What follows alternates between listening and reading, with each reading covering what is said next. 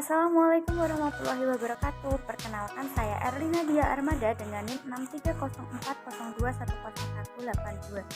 Program Studi Manajemen Jenis Syariah. Di sini saya akan menyampaikan sebuah materi dengan judul Pengambilan Keputusan Investasi. Nah, apakah teman-teman sudah mengetahui investasi itu apa? Di sini, investasi adalah suatu aktivitas penanaman uang atau modal aset berharga untuk tujuan memperoleh keuntungan. Pihak ataupun orang yang melakukan investasi di sini disebut dengan investor. Selanjutnya, bagaimana keputusan investasi yang dilakukan perusahaan itu sangat penting, yang artinya bagi kelangsungan hidup perusahaan, karena keputusan investasi itu menyangkut dana yang digunakan untuk investasi, jenis investasi yang akan dilakukan, pengambilan investasi maupun resiko investasi yang mungkin timbul. Jadi di sini keputusan investasi adalah sebuah tindakan yang dilakukan oleh manajer keuangan dalam mengalokasikan sejumlah dana ke dalam bentuk investasi. Dari keputusan investasi, investor tersebut pasti mengharapkan adanya laba dalam jangka waktu yang cukup panjang. Nah, keputusan investasi ini berkaitan dengan proses pemilihan satu atau lebih alternatif investasi yang dinilai menguntungkan dari sejumlah alternatif investasi yang tersedia bagi perusahaan.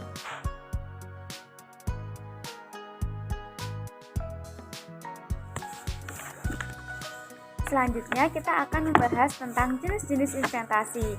Nah, jenis-jenis investasi di sini ada beberapa. Yang pertama ada investasi properti, di mana investasi properti ini adalah berbentuk fisik. Secara umum investasi properti bisa sangat menguntungkan karena harganya akan terus meningkat pada setiap tahunnya.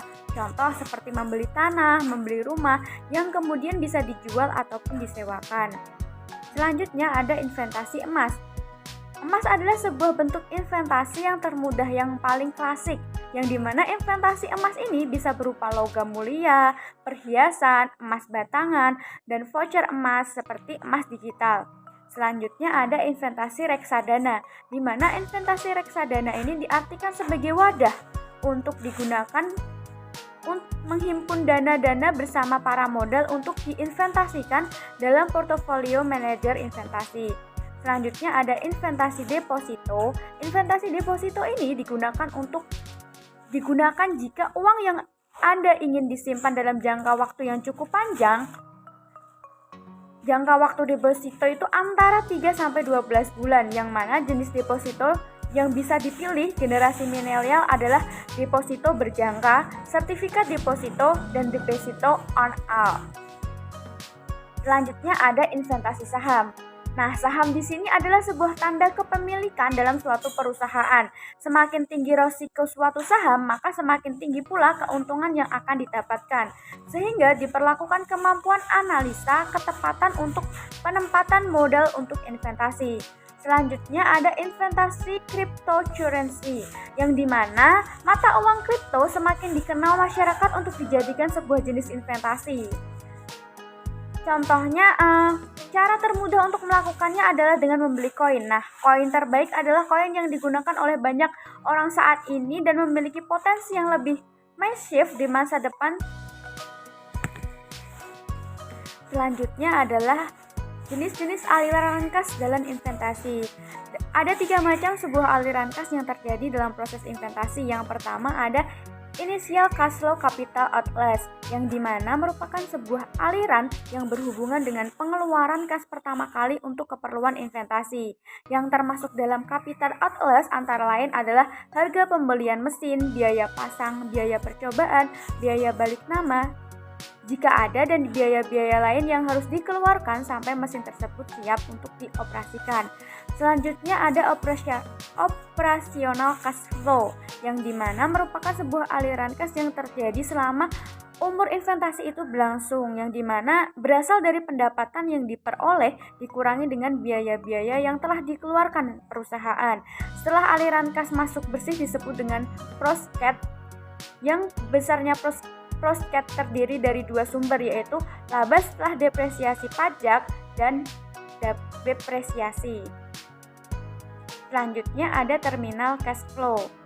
Terminal cash flow merupakan aliran kas masuk yang diterima perusahaan sebagai akibat habisnya umur ekonomi suatu proyek investasi. Terminal cash flow dapat diperoleh dari nilai sisa residu dari aktiva dan modal kerja yang digunakan untuk investasi, di mana nilai residu suatu investasi ini merupakan nilai aktiva pada akhir umur ekonomisnya yang dihitung dari nilai buku aktiva yang bersangkutan.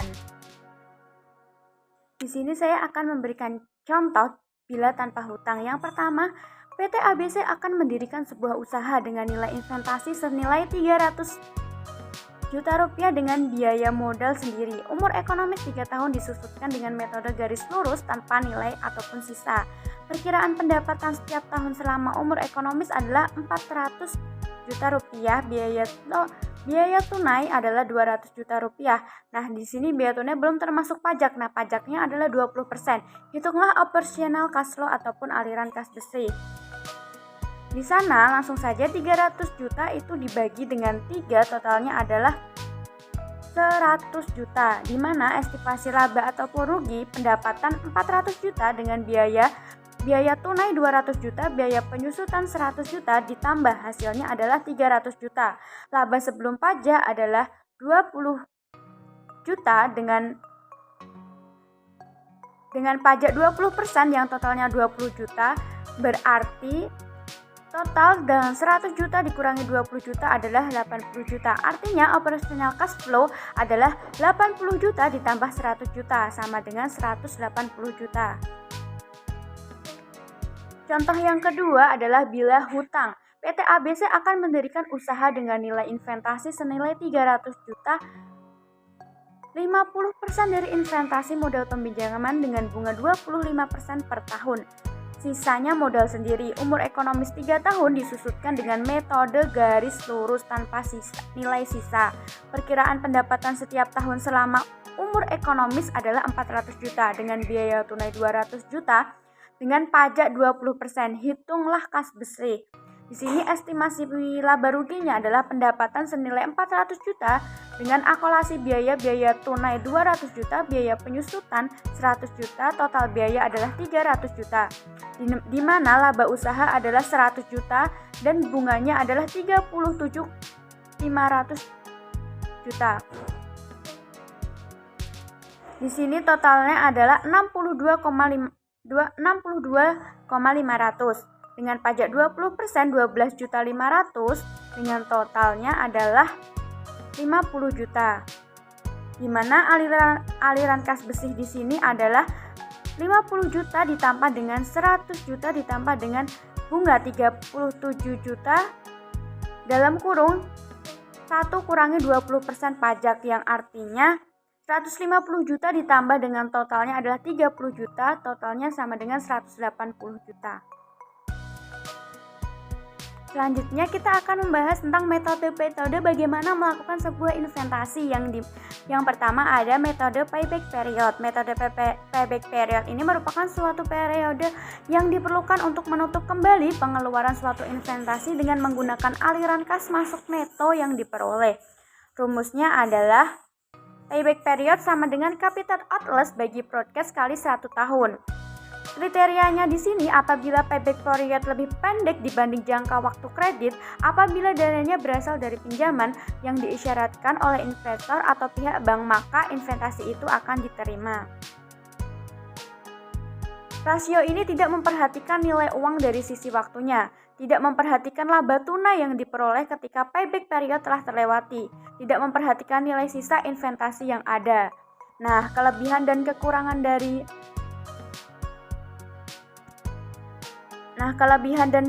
dari metode payback period ini adalah yang pertama, kelebihannya perhitungan lebih sederhana sehingga mudah dilakukan. Cocok dipakai pada investasi proyek dengan tingkat risiko tinggi. Karena apa? Semakin cepat payback periodnya maka semakin rendah pula resikonya. Fokus pada perolehan dana kas yang diharapkan dapat segera menutup modal yang telah diinvestasikan dalam sebuah proyek. Kekurangan dari metode ini yaitu rasio ini tidak memperhatikan nilai uang dari sisi waktunya, tidak memperhatikan laba tunai yang diperoleh ketika payback period telah terlewati, tidak memperhatikan nilai sisa investasi.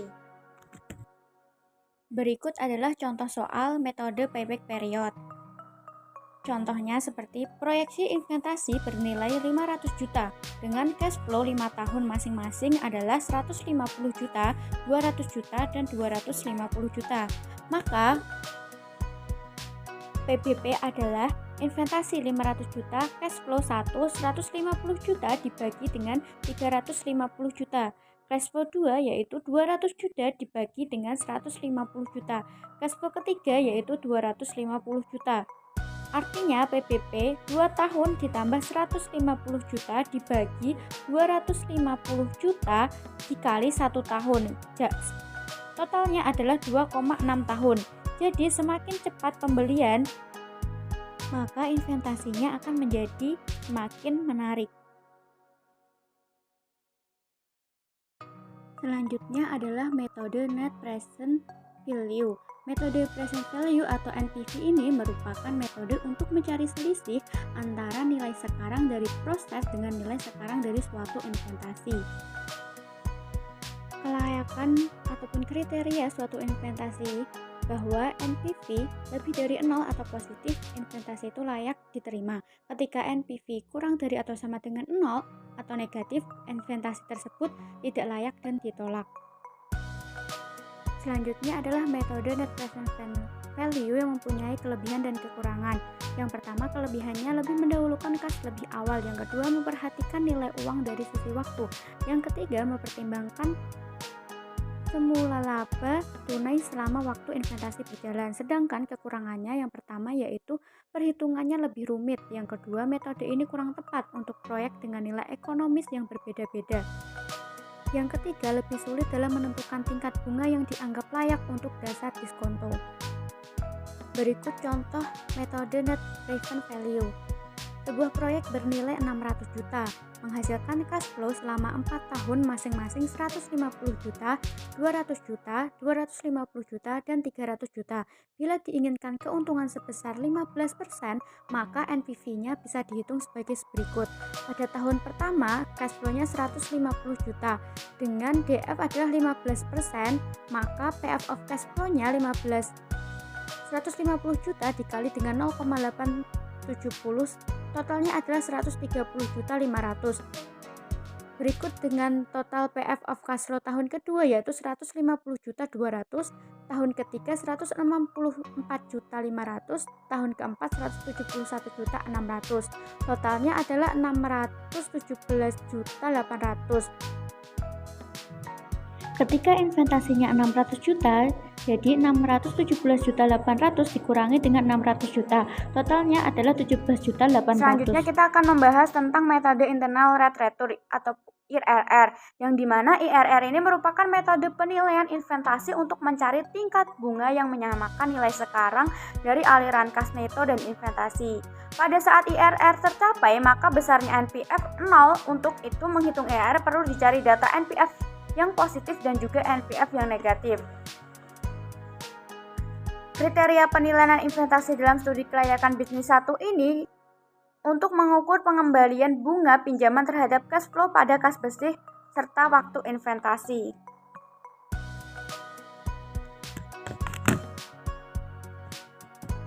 Rumusnya adalah IRR sama dengan RK ditambah NPV RK banding PV RK kurangi PV RB dikali kurung buka RB kurangi RK, yang dimana IRR itu adalah internal rate of return, RK adalah tingkat bunga terendah, RB adalah tingkat bunga tertinggi, NPV RK adalah NPV pada tingkat bunga terendah, PV RK adalah PV of process pada tingkat bunga terendah, PVRB adalah PV of process pada tingkat bunga tertinggi.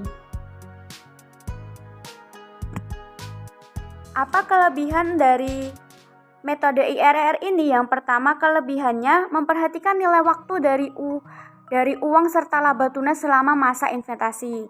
Selanjutnya, metode ini bisa dipakai untuk menentukan ranking investasi sehingga investor dapat mendahulukan yang lebih menguntungkan. Kekurangannya adalah perhitungannya itu lebih rumit dan lama karena harus menghitung cost of capital sebagai dasar perhitungannya. Berikut adalah contoh metode internal rate return. Dari nilai NPV sebelumnya adalah 17.800 dengan diskon rate adalah 15%. Selanjutnya dicari NPV negatif dengan menaikkan diskon rate menjadi 20%. Maka NPV menjadi dengan selisih DR 20% dikurangi dengan 15%, maka totalnya adalah 5%. Selisih PV sama dengan 553.100.000 dikurangi 617.800, totalnya adalah 64.700.000. IRR-nya adalah 15% ditambah 17.800 dibagi 64.700 dikali dengan 5%, maka totalnya adalah 16,38%.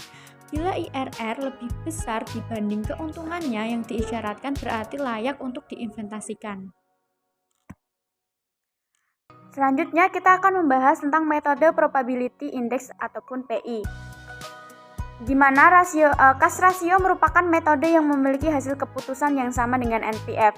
Rasio ini membandingkan pendapatan bersih dengan pengeluaran investasi selama masa investasi itu berlaku.